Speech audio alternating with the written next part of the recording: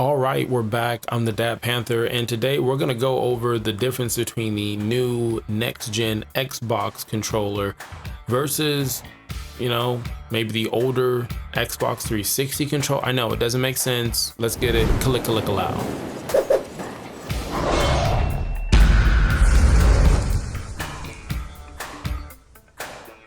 Now I get it. It doesn't make sense because why would I place it against the Xbox 360 controller? The Xbox 360 controller is the only one I have. Xbox One was the only one that I did not participate in. It just didn't do enough for me. They didn't, make that big impact on VR or family games or have a title other than maybe some of the Gears of Wars that grabbed my attention. But again, I've got other videos that talk about how I feel about next gen or current gen. Anyways, you're here for the Xbox controller, the new controller that just came out, right? And you've probably seen multiple videos and you're thinking, should you get the system? How's that controller? So let's just get into it. Now, I have the Xbox Series S. That's the model that I picked. I have a video why I picked it. You can go watch that. I appreciate all the new subscribers, and let's go for 3 likes.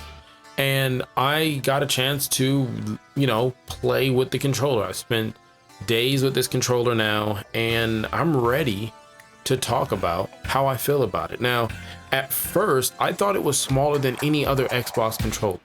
I did. I don't know if it was because I couldn't find my Xbox 360 controller, so I guess I was just going off of memory. But no, it's the classic feel. There's nothing too big or too small. It looks like they really didn't reinvent the wheel. Xbox, in my opinion, for quite some time, really kind of had the best controller as far as all around. It wasn't too big, it wasn't too small. The analog, I'm more favorable to the classic PlayStation setup, the 2 analogs at the bottom, but they switched it up to claim to be different, but switched it up nonetheless. The button setups are, the same thing. There was nothing, in my opinion, next gen that they added to this other than the designated share button, which the PlayStation had already. And again, I'm not taking a knock on it. My goal is to, consume and own both systems, but I'm just keeping it real. It doesn't have anything that I can see or feel that is next gen. Now, it does have some grips at the bottom.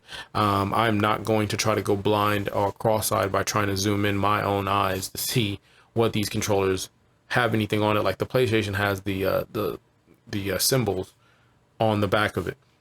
I want to say this controller is the middle part. If you're trying, the Xbox Elite controller, the gamer one, the one that, cost, I think like $100+, something like that.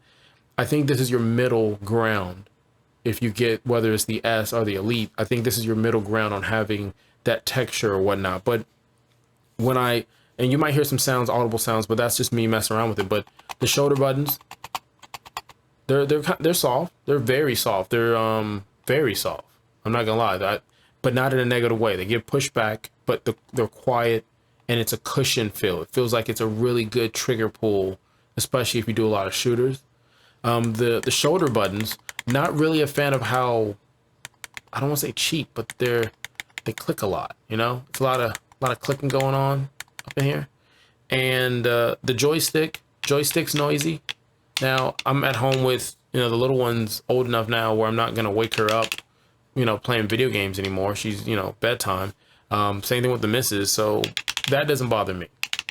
If that bothers you, I'm sorry if it bothers you in the stream because I'm doing this online, but just so you can hear it. The D-pads, it's for some reason, for it being next gen, there's nothing premium about this controller.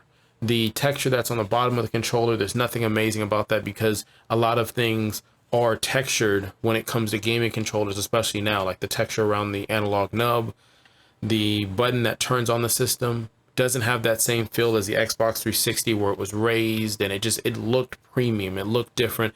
It's just a button. It's just a smooth button. You press it. When you press it to turn on the game, you can press it 28 times if you want to. It doesn't turn on the system. It's not until you hold down the button, and that's a little strange for me because the PlayStation controller, when you press it, it's going to respond immediately, and if you hold it, it does things like shut down differently or whatnot. But 2 AA batteries, they mail that to you. You get that out of the box. Some people online are having problems with headsets. I have a Corsair headset. I haven't had any issues with it. It's wired with the detachable mic. I do not have the model number, but I use that and I haven't had an issue. So am I against this controller? No. Am I a fan of it? It's in the middle. I mean, it's a good controller. Don't get me wrong, it's a good controller. It's not a next gen controller. There's nothing about this that's next gen. And like I said in previous videos, I think Microsoft is just focusing on a ecosystem. I believe there's a beta that's going on right now where I can use the same controller on the road with my tablet or my phone or hotel TV of any kind and play the games that are on my catalog as I go. And I'll try to test that out and make a video about it. But other than that, not a bad controller. It's a good controller. They didn't reinvent the wheel. There was no reason because they had a great controller already. It just feels good. Just doesn't feel next gen. That's all. So I would say, hey, listen, the triggers feel great. Okay, a little noisy on some of the shoulder buttons. Analogs feel great, but they're just noisy a little bit. The D-pad a little noisy, but nothing crazy. The YBA button feels responsive. The button that they added for the share, it's nice for someone who didn't have it, but a lot of times, you know, content creators or people who are streaming and doing other things, they kind of buy capture cards and, you know, they've got other things that are kind of recording stuff as well, so it doesn't go on par with that. And that is it. You could have been anywhere in the world and you're here, and I appreciate that. So again, I really like the controller. It doesn't scream next gen. It doesn't scream premium. 3 likes. Till next time, click-a-lick-a-lap.